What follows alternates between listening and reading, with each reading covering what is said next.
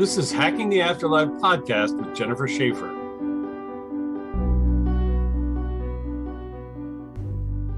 Hello. Hi, everybody. Hi, everybody. Where are you, Jennifer? Right here in Manhattan Beach. That's my beach. That's the pier. It is your beach. Wow. That's where you found that sand dollar. I did. Somebody wrote to me about that sand dollar story. It really moved them because they remembered they had a sand dollar sign on the beach, thing that happened. I love that. Very sweet. I got an unusual email from a reader on Quora. Okay. I write a lot of stuff about the flip side on there. This woman wrote to me and she said, I've had such a great fear of death my whole life.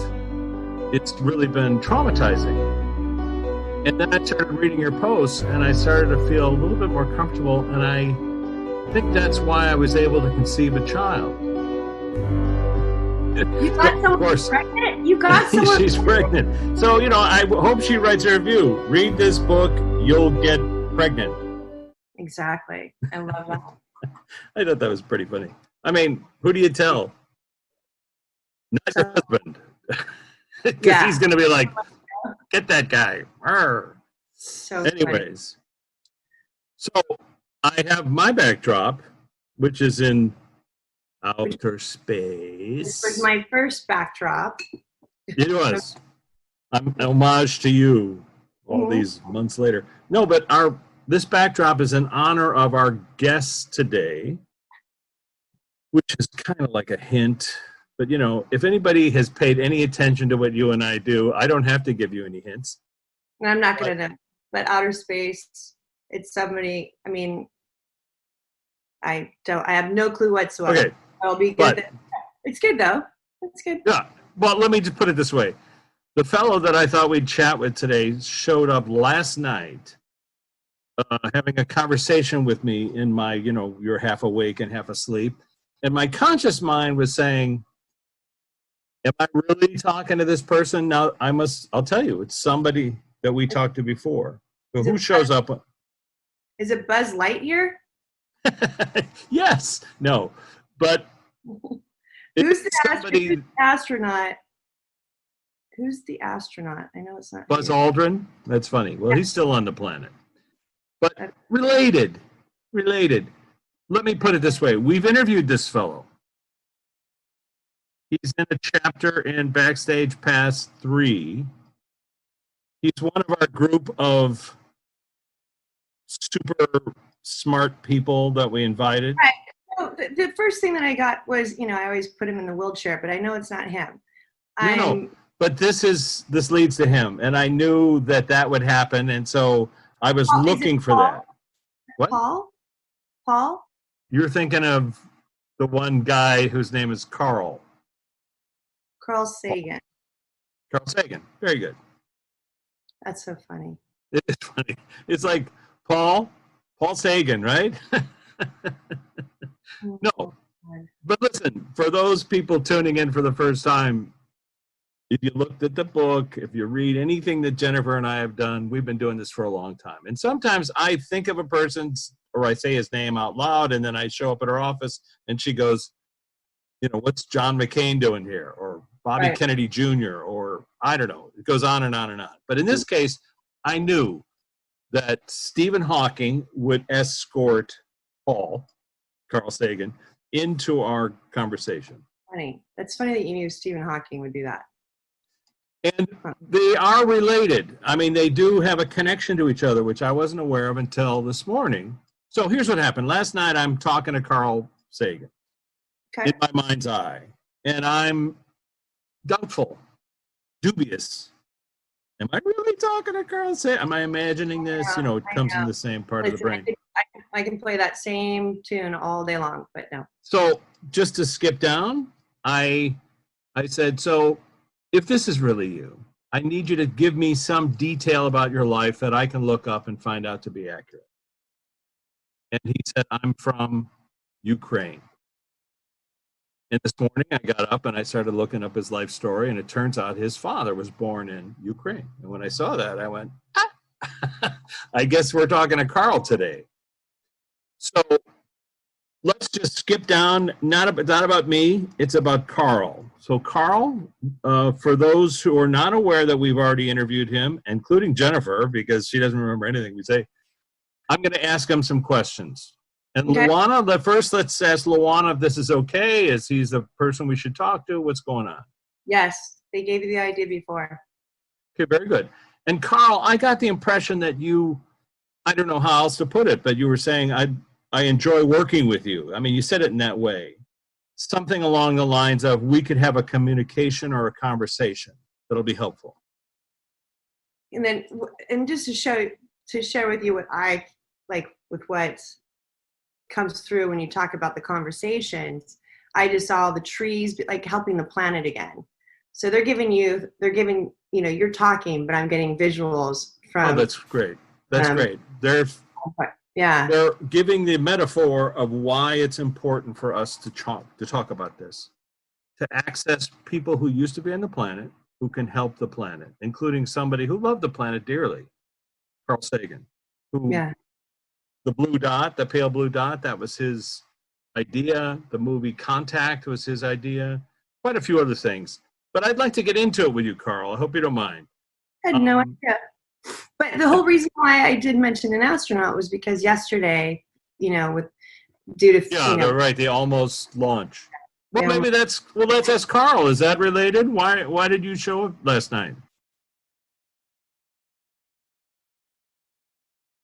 You opened up last night, so I don't know what you did differently, but he's just saying you opened up, and maybe that probably had something to do with it, because it was on everybody's mind yesterday. Okay. There's very few things that everybody pays attention to. Well, Carl did work for NASA and was an advisor for them quite a bit, and he was very helpful. Did not know that. Yeah. And of course, in preparation for this morning, I mean, it's ridiculous. I'm just a filmmaker, but I spent, a couple hours reading as best as I could, as much as I could about Carl, so I could ask him some questions that are relevant and aren't, about me. So, Carl, I'm going to ask you some of the standard questions that I normally ask people, but let me ask you this, Jennifer, what's he look like in your mind's eye? His hair is a little bit like, I don't know. Short? It's really short, and it almost feels like it's buzzed a little bit. Okay. Like just a little spiky. I do believe he was bald at one point, so I don't know what age he's showing me. I'm not sure. He's wearing jeans. And hold on. And like a polo shirt of some sort. Okay. I know later in life, I mean, he only passed away at a relatively young age. Was it 69? Sorry. Close, 62 in 1996.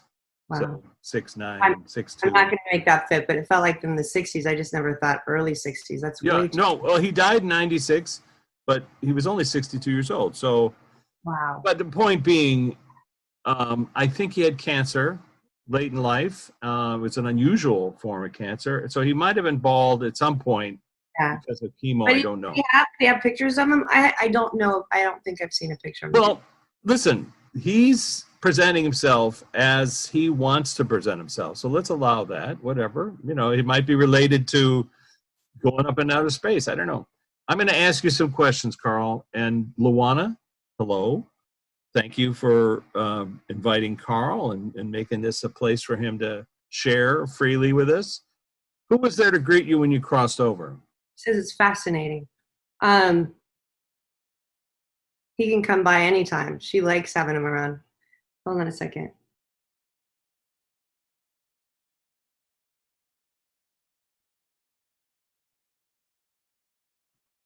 His grandfather.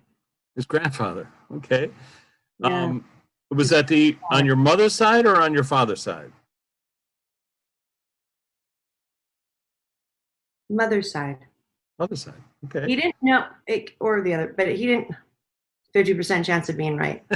I felt like he didn't know one of them before. So I don't know if he had one that he didn't know one of. Interesting. I think he was named after his grandmother that he never met.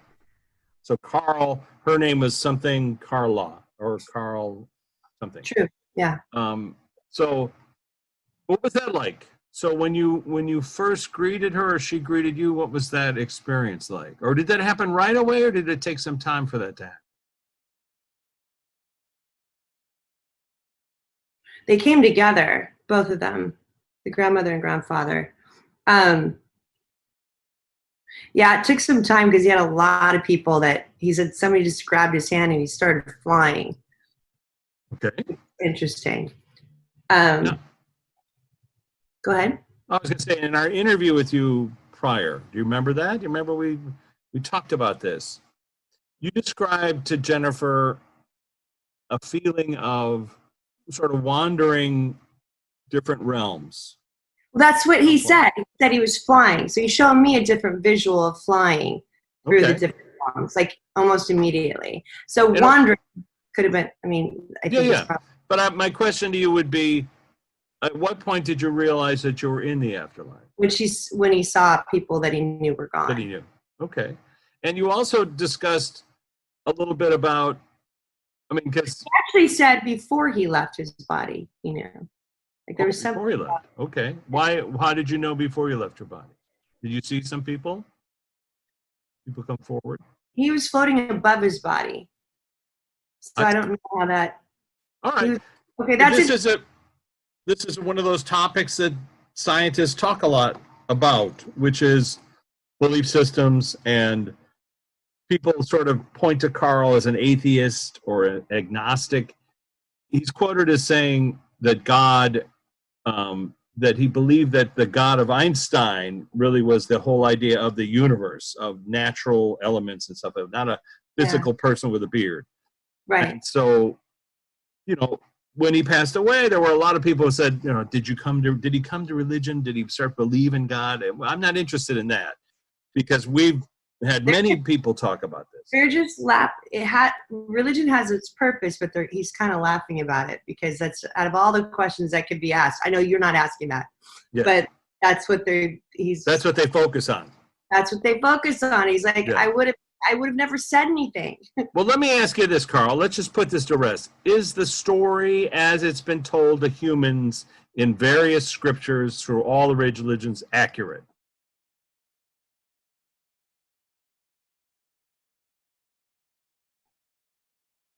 There's like a thread. But I need you to say no, because you shook your head. And are the people who are listening to our podcast? No, but he said no, but he's showing me that there's a thread that underlying principles or underlying truths, but underlying truths, underlying principles. Yeah. It's important to say. I know I'm doing the best that I can, because I'm interpreting something I think is pretty big. So I'll share with you what he's showing me. So he's showing me this little thread, and then he says what was compounded on it was the patriarchy. Like they're able to twist. He's just like me, of him flying. I can interpret anything a different way. And so they took it and they put certain words, like he showed me like words that they built a story around. You know what I mean? Yeah, like a metaphor. And listen, and I've had this discussion with so many people. Yes, the Bible is metaphor. The Bhagavad Gita is metaphor. Yes. The Quran, metaphor. But the underlying string is unconditional love. We've heard this time and time again, that love, the sort of engine of the universe, as a scientific term, consciousness, love, is the thread that pulls us all together and keeps us all in the same wave. Well, I've also feel that, like, when whoever interrogates us, which I don't believe they do, I think it's ourselves interrogating ourselves up there. Did you love well? Did you love passionately?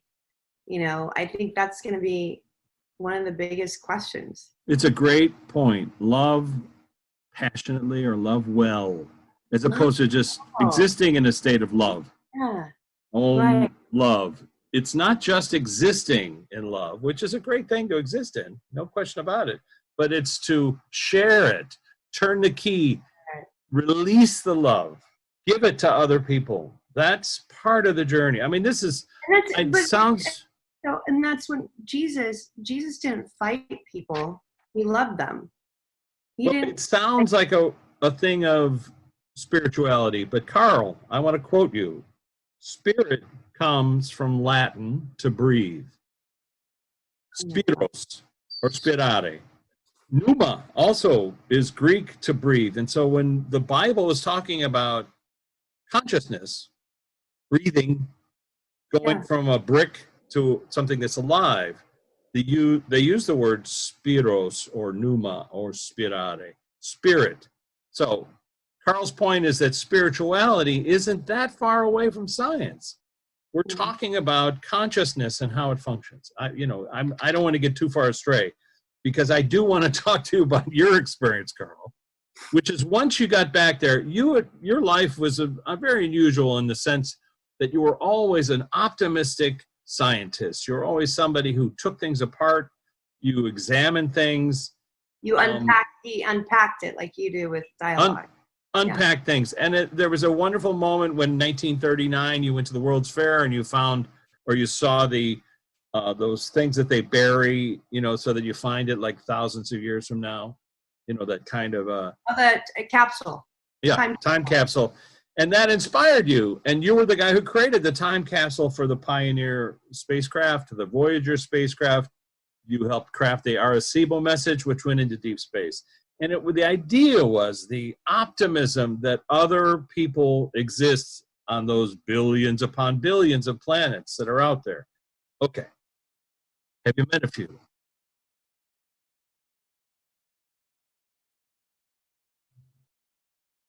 Yes, absolutely. So would you please describe? So when he showed me that when he was here, they would come to him. Which is like dreams or something? Or physical? Was he aware of it? No. No. But he projected it. He saw things that he like the whatever for movies. Or so whatever. When you got to the flip side, when your consciousness returned to the Carl Sagan consciousness of who you are, and you saw why you chose your lifetime, let's just call it that, you were then able to see that in various points in your life, ETs or aliens had, which is a weird word because we're all incarnated beings, we're all aliens. Right. They had shown up at various points in your lifetime. And what did they look like? Or were they all different? Or was there one particular group?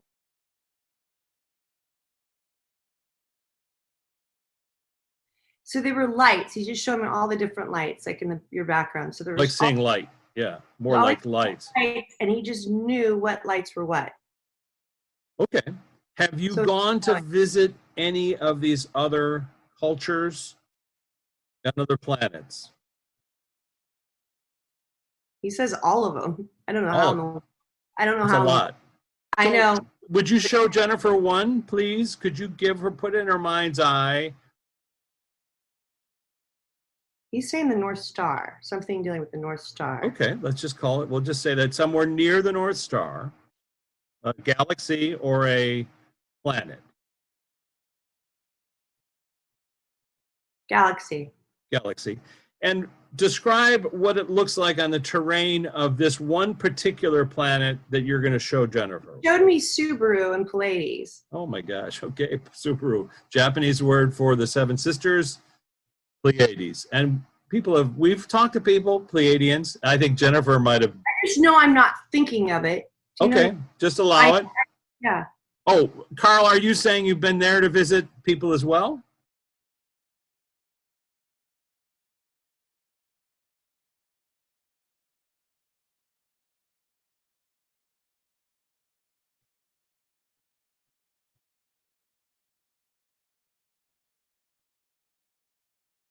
He's seen all of the systems that have us connected. So like the sun, like the different systems, hold on, that are connected, it's so fascinating, that are connected to our system. But then he's showing me dark matter. All right, before we get to dark matter, and Carl, we did discuss this in the book, so if people want a discussion of dark matter, they got to go to the book, Backstage Pass. Let's just discuss these other cultures and how they're all connected. Do you mean they're connected because they're similar to Earthlings, or their frequencies are the same as ours, or relatively the same, that we... It's interesting because they're us elsewhere. So I just saw like you know how you sleep and you go somewhere, apparently? Yeah. That's not where we go, he said. Hold on. Okay. Again, interpretation. Hold on. Yeah, no, that's great. Thank you, Carl.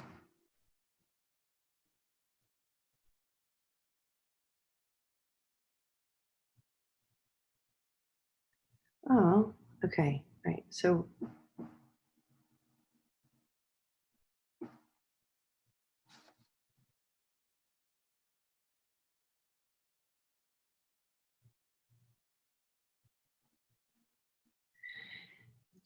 they're not similar, but they're dependent on us. And I'm not sure what he means by that. Okay, let's just let that aside. Or do you want us to explore that, Carl? What do you mean by they exist because of us, because of our consciousness? But we wouldn't perceive them if we weren't aware of them. Is that what you mean? Yes. Okay.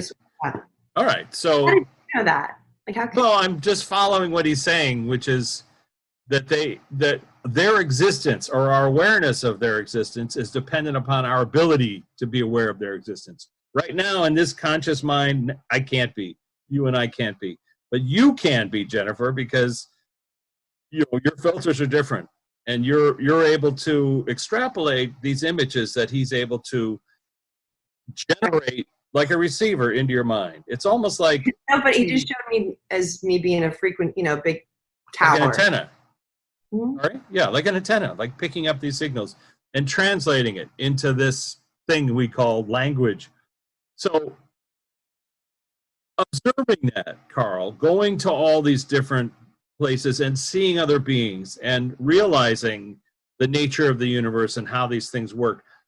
Describe what that felt like to you when you experienced that. Home. Wow. Home. What does home mean? Please, if you don't mind defining it a little bit for us and our audience. That he wasn't crazy. That he wasn't crazy with all that, like, almost similar to what we have done, our work here, you and I, and many other light workers, or however you want to categorize. It's just, it felt like home to him. It was just a feeling of home, and of like, that everything that he, and again, you said he was atheist, but everything that he believed in, there was such a bigger version of it. Well, let's just say that from a very early age, he suspected this to be the case, and was really a predominant person who got science to look out into outer space to look for people. Because most scientists were saying, they don't exist. We're the unique, blah, blah, blah. He wasn't like that. His thing was hope. There's life forms everywhere. Like, he showed life forms everywhere. He showed me that. He showed me, like...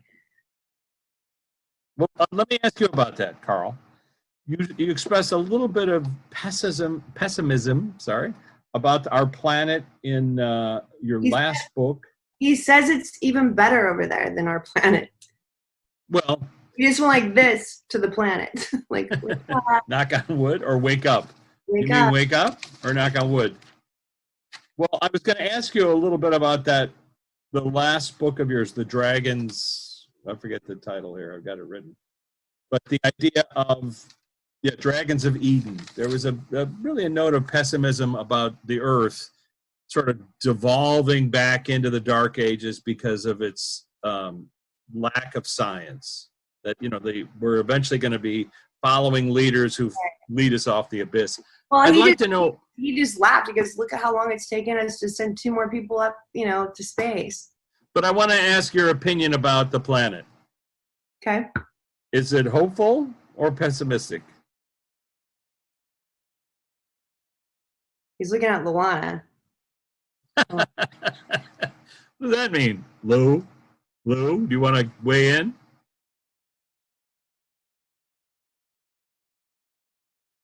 It is not pessimistic. Okay, very good. Interesting choice of words. Okay, well, it was, all right. You guys put it in my head. What can I say? I want to talk about some other critics of yours. Hold on. He just Go said ahead. that we're so far in the ground that we can't get our, like, we're gonna have a very challenging time getting ourselves out of it. What we have in the past, but we have conversations like this that can help us, don't Yeah, we? and he goes back to the trees and the rainforest being chopped. Right. The light. The more we talk to people like you, the more we can help the planet. Oh, you just showed me something very interesting. Sorry, that's Go ahead. me. That's me as an etchy sketch. I get too much information. Okay, so before I forget, I gotta say it. So when he showed me the tree, he showed me a tree here being cut down, then a tree not surviving somewhere else. So I don't know what, and then he showed me like what they said about the atoms or whatever, like different life force in Antarctica. Which was debunked. You said, do you remember? Nope. Okay. So they said that they found some different life forms in Well, no, it was that they found a universe going backwards in time. That was right. Okay. Yeah. So all of this came through when he was showing me. Just give me a second because I find it. Sure. Interdependence, is that what he's talking about? Yes. And then the black holes he showed me. Yes. Okay. We'll get to black holes in a second, but just to clarify. That's just what, yeah. Oh, just to clarify, it's all connected. So trees dying or being killed and cut down takes away oxygen from us so we can't breathe, which also is like this cycle of destroying our planet. And we can undo the cycle by planting trees. We've heard this. Plant 1 trillion trees. Heard it more than once. Is that correct, Carl? We can't destroy other planets, but if we can help other planets by doing what we do, by helping ourselves. Okay. And in terms of black holes, now, your pal, listen, you wrote the introduction to A Brief History of Time for our pal Stephen Hawking. And we've asked Stephen about black holes before, and I know specifically I asked him if they were portals, and he said, not in the way you think of portals. And Yeah. I understood what he meant is like things go through, energy goes through, and it transforms and becomes something else. So it's not like a portal. And it collects trash, he says. Well, planets and beings that are on those planets go into a black hole, they become trash, and then they move into the next realm and become something else. Is that correct, Carl? Or clarify?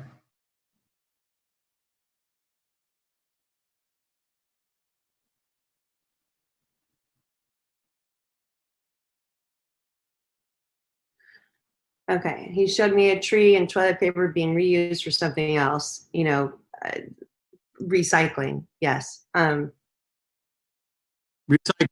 So black holes are recycling centers. Is that correct? Not to simplify it, but let's. Yeah, kind of. Okay. Recycling centers. Okay. And it's just one way to look at it. We tear down trees. I sure hope I'm not misquoting him. It's all right. He won't mind. He can always come back and talk to us later. It's true. So you had a couple of critics in your lifetime, and you were critical a ton. There was one guy in particular. His name was Harold Urey, Urey. Now, he's on the flip side. Have you run into this critic of yours? Jennifer wouldn't know who he is, but you would. He died before him, correct? Yeah, correct. He says that because he was there when he died. Oh. And yeah. What was that like? What was that reunion like? Did he apologize? No. They just laughed. Oh, okay, very good. They tried so hard to prove each other's point that they lost themselves. That's funny. That's true. That is very true. You were a great critic of a philosopher named Plato. Have you run into him since you've been back there? He doesn't exist. Hold on.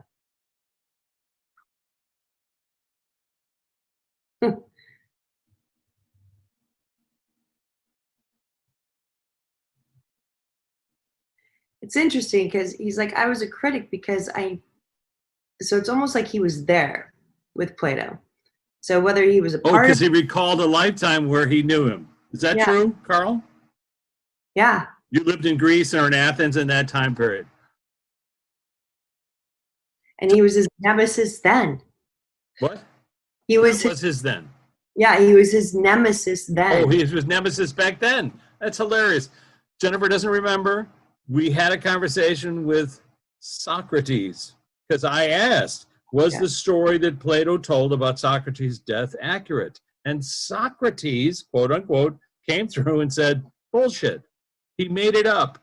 They poisoned me, but that whole speech I supposedly gave never happened. Is that true, Carl? Yes, it's true. I love asking questions where I can get Jennifer to go, yeah. Well, I'm not going to say, it's No, not. I know. You would say no. It would immediately give me a feeling of no. Yeah, no, I know. And sometimes that happens. But listen, I think they're putting the dang question in my head. So we already know the answer. I think that's just too dang funny. You know, your son, you have I think 5 kids, Carl. Sister Carol, I don't know if she's still on the planet or not, but I wanted to quote one of your sons, Dorian, who said, my father believed in the God of Spinoza and Einstein, God not behind nature, but as nature, equivalent to it. Is there anything you want to add to that or clarify that or? Say the last sentence again, or the last part of it. He said that God is not behind nature, like the creator of nature, but is nature or is as nature is, equivalent to it, the same as. Yes, yes, but he showed me something else too. Hold on. He's the life force within all the energy. Okay, very good. Is it a he, though? That's the question. It is the life force that's in everything. No, hold on. It's a she. I just said that. It makes more sense. We need something tangible, and that's the reason why, again, he just showed me the Bible with one word for the story being put around, the metaphors.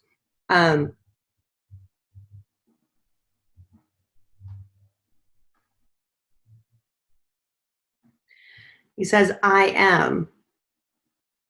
So I am part. So there's no he. I am part of it, which is, go ahead. I am part of God. So like if God was. I see. Since God isn't behind nature, but is part of nature, so that therefore everything that is nature or within the universe. Are we killing God? Well, this is what people fight wars over. He showed me the recycling plant. I know, but he showed me the recycling plant being the black holes, like everything gets recycled. Yeah. We still and if we can accept that, allow that for a second and not get freaked out by it, you know. Part of the problem is that people for, let's say, thousands of years have been, you know, tortured, murdered, made to kneel, made to obey. Some have had epiphanies, not that many, but some have had epiphanies with regard to this doctrine, whatever religion it's from. But by and large, people suffer under this illusion that we die and that's the end. I was looking this up the other day. It was kind of weird. Apparently, one of the founders of the Christian church, a guy named Origen, O-R-I-G-E-N, was a believer in reincarnation and used to teach it and preach it. And along comes this Emperor Justinian in the year 543, and he bans it, outlaws it, calls it reincarnation theory an anathema, meaning you will die if you go out and say, yeah, we're just like nature. We get recycled. We come back. So here we are arguing about something that 1,500 years ago some nutball came up with so he could control his world. It's just, anyway. So the thing that's being shown is that if nature, the more alive we make nature, the more that we help nature, it helps our spirit, it helps the air, it helps the air we breathe back to spirit, right? Breath being spirit. Great.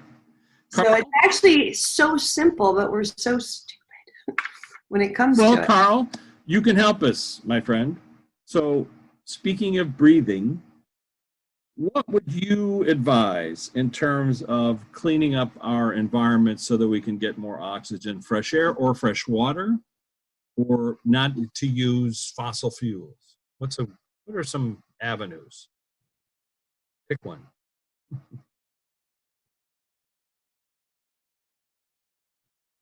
To plant as many trees as far as you can see. That's he I just heard somebody was doing that the other. I mean, I was said, somebody in. Germany. Is it Germany? I don't know.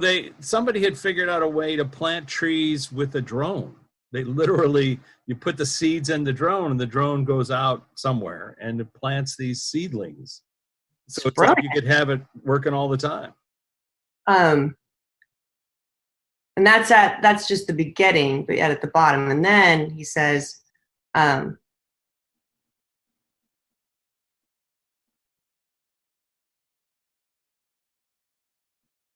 not using fossil fuels.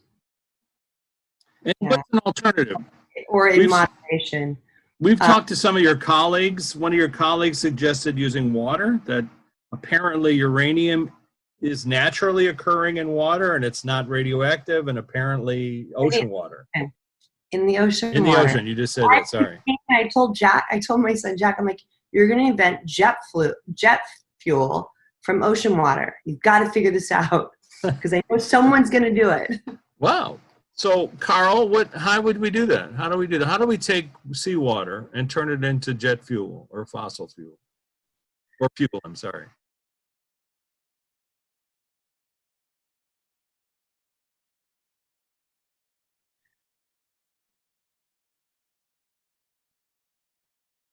You get to this, is there like, I almost saw Israel, but is there, and I'm sorry, please forgive me, but like the saltiest water that nothing can survive in, that's what you need to make jet fuel. Okay, there's, aside from Salt Lake City, there's the Dead Sea. I saw the Dead Sea, and then I felt Salt Lake City. Salt Lake City. So those two waterways are just so much water, so much salt that things float. Perfect. They're perfect. Yeah. They float.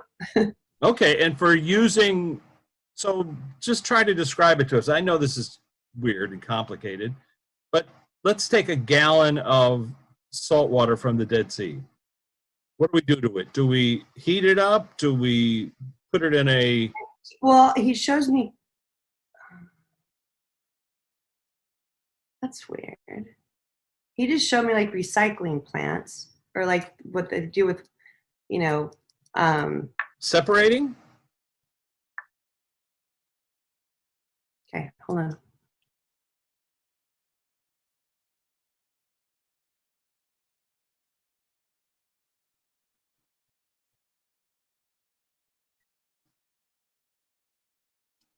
It's almost like creating weather patterns with it. I don't know. I can't quite make it out, and I'm sorry. What are you seeing? Let's try to unpack it. I saw a fan, and then I saw clouds going up. And okay. I saw the... Hold on. Slow it down. A fan.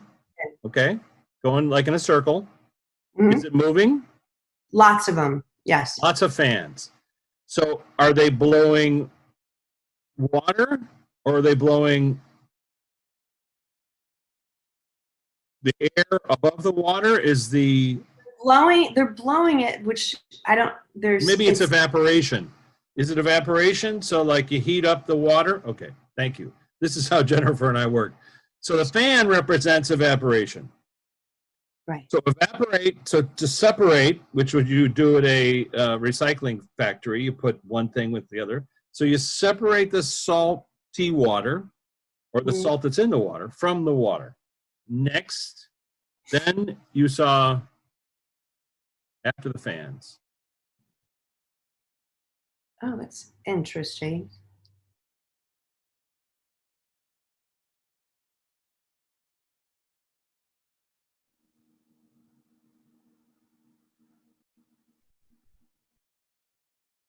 He mentioned liquid nitrogen. He also mentioned that, so if you separate it, he showed me these compounded, whatever it was. Heavy water? Yes. Wow, I know what that is. Okay. Is that what he's talking about? Let's ask Carl. Do you mean heavy water?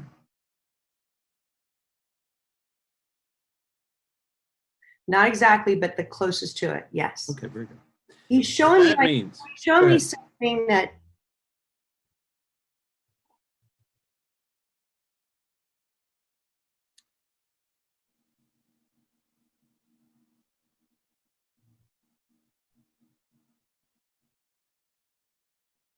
Okay, then show me again. Sorry.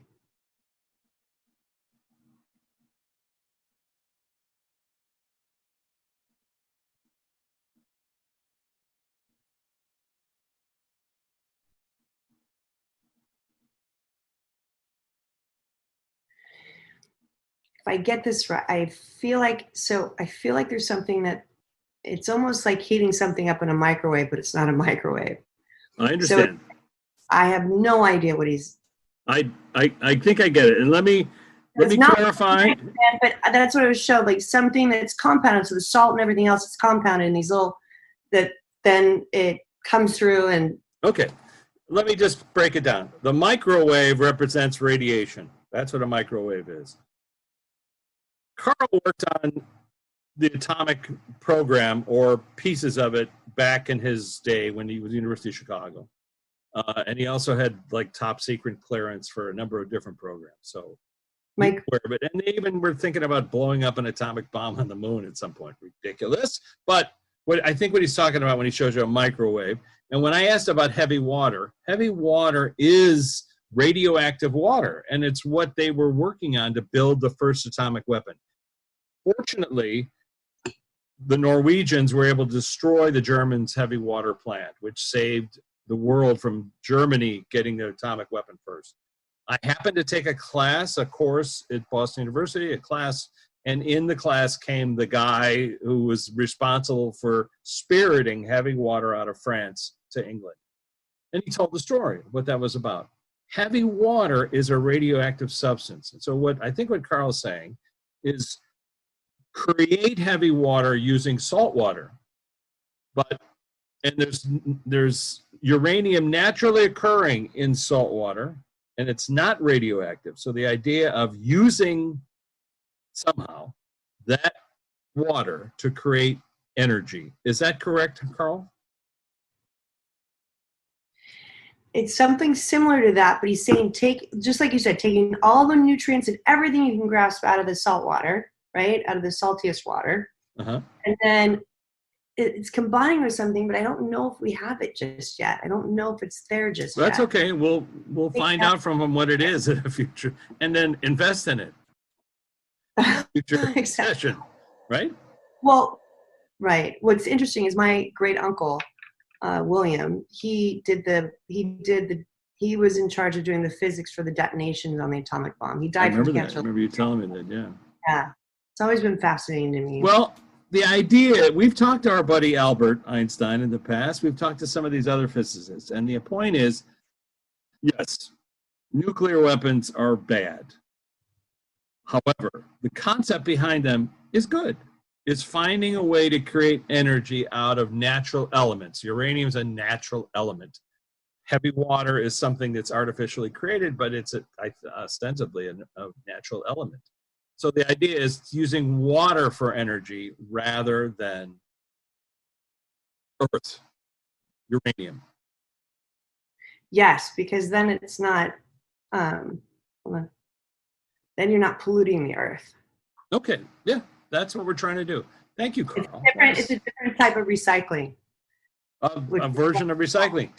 So More speaking of recycling, Carl, are you making any plans to come back soon? Oh, there's a part of him here already, he said. Ah, the plot thins. Is it any relation to you, this part of him that's still here? That's already returned? Hold on.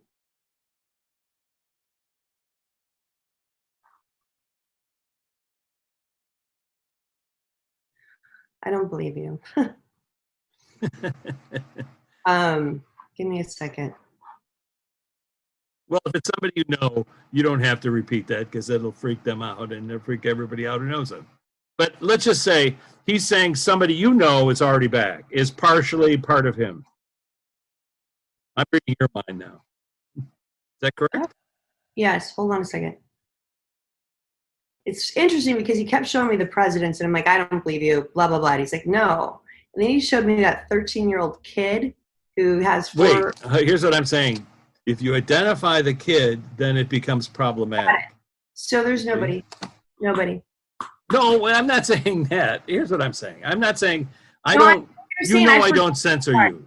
Yes. I just don't want somebody who's out there listening in to take this in a way that they need to hunt down. Like we've talked to, at one point Jesus said that partially he had reincarnated in somebody in India. And it was like, you really want to turn that person's life upside down.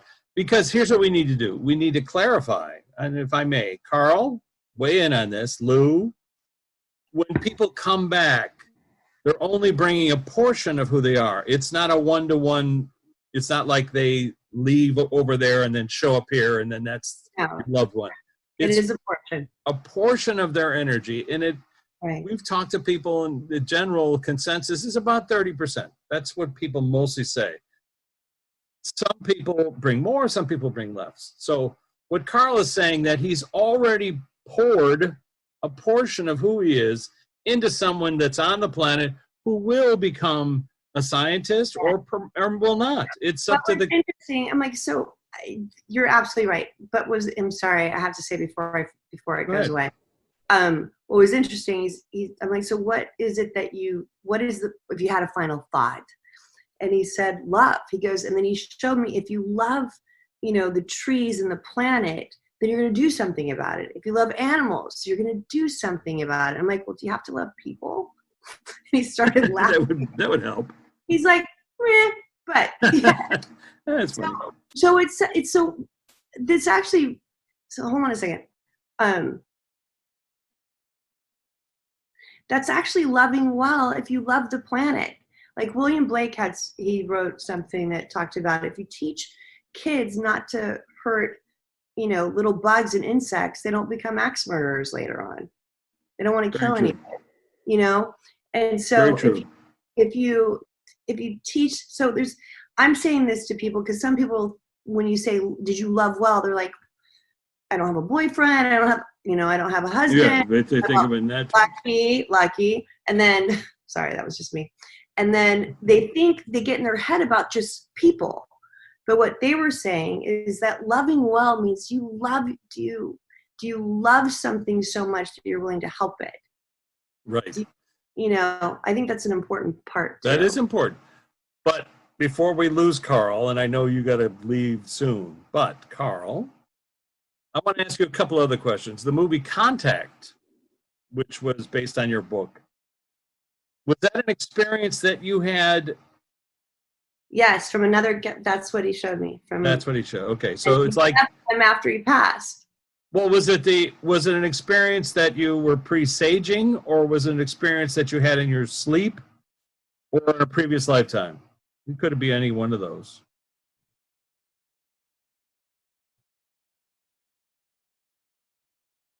It was mainly what occurred in his sleep. Time does not exist, so past, present, future, same.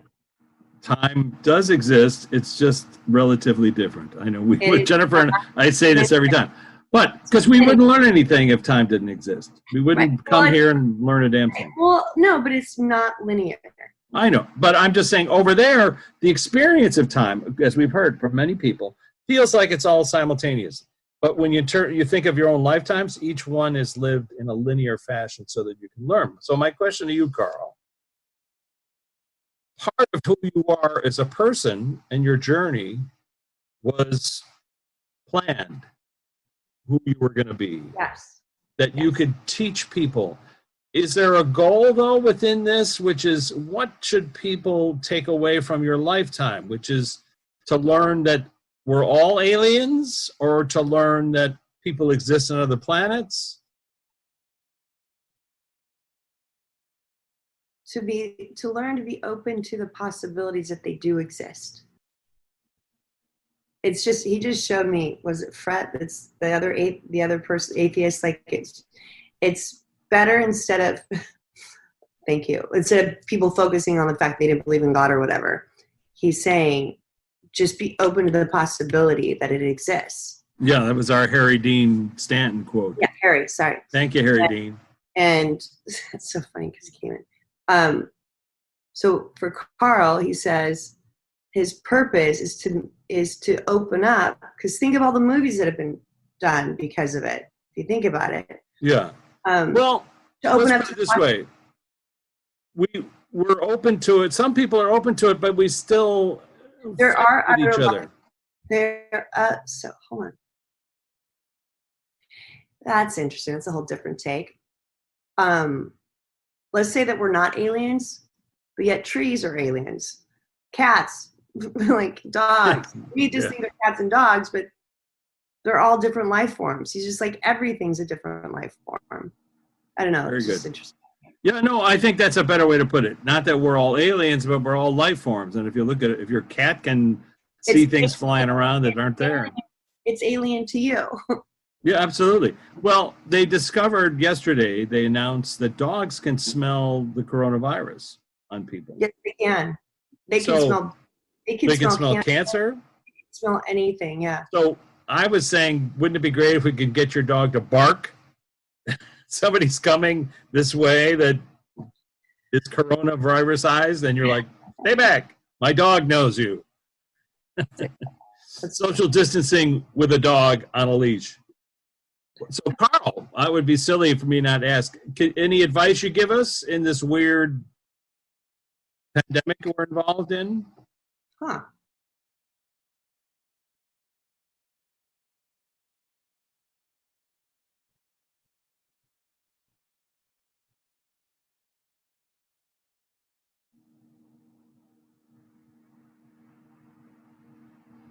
He says that it was interesting because the first thing he showed me is just like, just sleep and rest. That's the way to defend yourself. Instead of being so angry, he's just showing me wasting so much energy on the thought process of it. He's like, it'll come and it'll go. And then it'll come again. It'll go and it'll come again, which is the nature of existence, I guess. Not war. It's just a different type of war. Somebody reached out to me about my mom's quote from last week. They're like, I love your mother's quote. You know, suck it up. Suck it up. It's not war. You're not shooting each other. Yeah. But listen, we have 100,000 people from the United States alone who've had to go to the flip side. And their families, of course, are thinking about them and if they could still exist. And you know, of course, we'd love to chat with them all just to show that they do still exist, that they're courageous to live a lifetime that would sort of not get the usual thing that people get. So we honor them by talking about them in present tense and relating to them. I think that's our job, to talk to them. I think too, with what he showed me, he goes, you think about it, if you had to sign up and you knew how you were going to pass, yeah, I'll take that stupid virus versus a gunshot wound or versus anything else, you know? But I'm not saying that, again, I don't believe everything happens for a reason, because I don't think my dad died for a reason, but stop it. I do. Well, you know me, you know what my next thing is, let's ask Jim. Jim, you must have met Carl. You're part of our class. What do you want to say? This is Jennifer's dad, Jim, who also has been studying astrophysics on the flip side. He's always got great advice for us. Plus, he knows you so well. Okay, hold on a second. Hold on. Jim?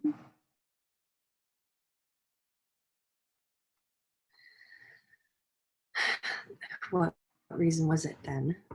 You just stay quiet, Richard Martini.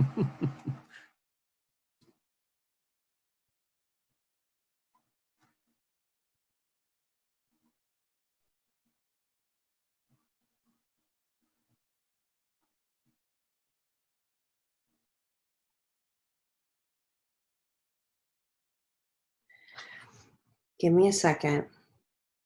That's him.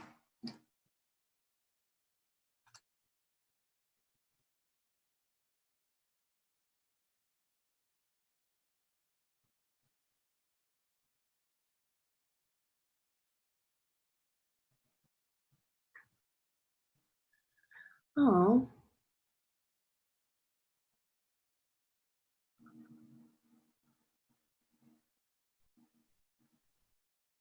Um, he said that he did die that way for a reason, from cancer, because it allowed us all to say goodbye. Where his body was giving out, and if he would have died from a heart attack, it would have been more traumatizing. We wouldn't have all been able to spend the 2 months, or the month that we had with him. That's lovely, Jim. Thank you for sharing that. I know that was on her mind. But Jim, my one last question for you is, aside from your lovely daughter and connecting to her, what can we tell the people listening in who are suffering from grief and loss of their loved ones in this time and place? And go ahead. He's making you laugh. What did he say? Yes, he just took my hands and started spinning me around like a little kid, or you just, you spin each, and then he just said, he goes, just remember the love. Again, it goes back to love.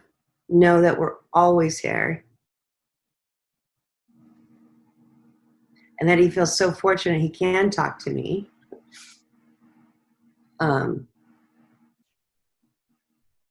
If you open up your heart to speaking with them on the other side, the grief lessens. I don't know if that's true, because I'm crying over what he just said. Well, come on. We've quoted Jim before, and thank you, Jim. I'm sorry that, I'm sorry to cause any stress for your daughter. But he didn't. We did ask Jim to help us with this concept of grief, and he said, try to move grief to nostalgia. And it relates to what he just said. Because I asked him about it. You didn't know what he meant at the time, but he said, grief is all-encompassing sadness. Nostalgia has both sad memories and happy memories. And when you can move grief into nostalgia, you begin to heal. And so the happy memories are love memories, memories of connection. And he said, he just said it, I'm always connected. I'm always here. I'm always with you. I haven't gone anywhere. So that loss that we feel is related to us and our experience and how we navigate the planet. Because if we close our eyes, they're there. Right. They're all there. They're just over your shoulder. Carl Sagan, who died in 1996, is here to tell us that he's still here. Luana, my friend who died in 1996, welcome to the club. Yeah. Is here to tell us she's still here and connected to us. All the people in our class, all connected. And we're here to navigate this goofy life that we're living. Goofy. Have lots of cappuccino and eat pizza. Those are the important things. Yes. And to hug and love whoever it is you need to hug and love. Well, no hugging. Social distancing. Virtual hugs. Mental hugging. Send loves and hugs. Yes. Okay, well, I'm glad your next client is going to have to... Sure. My apologies to you. And listen, we love you, and we know that you're connected to your dad. And I feel because I always said I always felt him dying from a heart attack because his heart was bad, and he's like the irony, But that was interesting. I never thought of it that way. I mean, it's an unusual perspective. It really is, which is to say, you go the way you go. We talked to Peter Beard, and Peter Beard said, I went exactly the way I should have gone, which is I went out into the woods, I laid down, and I left. Yes. We're not also lucky. Some of us don't really have that option, whatever it is.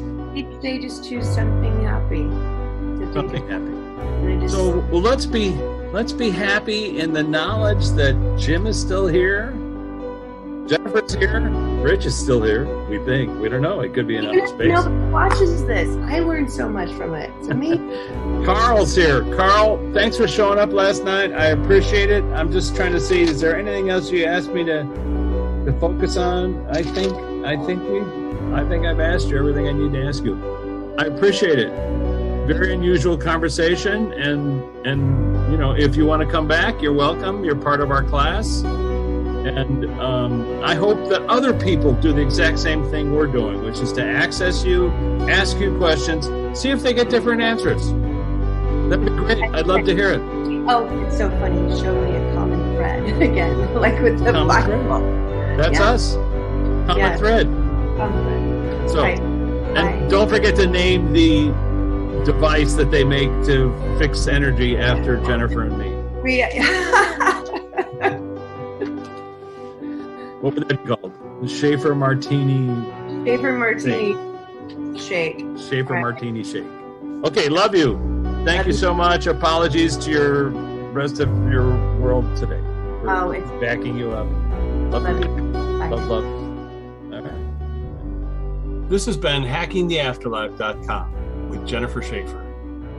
For more information, jenniferschaefer.com, martinizone.com, or see the documentary Hacking the Afterlife on Gaia.com via Amazon Prime.